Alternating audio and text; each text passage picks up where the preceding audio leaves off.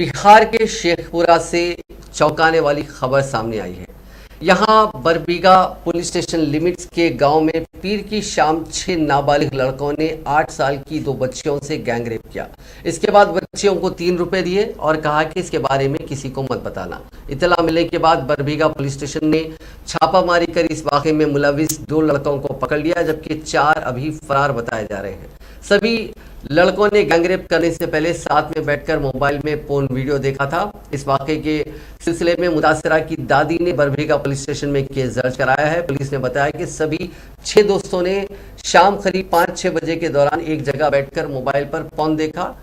इसके बाद उन्होंने वैसी ही हरकत करनी चाहिए। वहां से कुछ ही दूर गांव के खेत में 2 लड़कियां साग तोड़ रही थी। इसके बाद उन्होंने उन बच्चियों को उठा लिया और बारी बारी से दोनों बच्चियों के साथ रेप किया गया। पुलिस के मुताबिक इस वाकये में शामिल सभी लड़के 10 से 12 साल के हैं, जबकि दोनों बच्चियां 8 साल की हैं।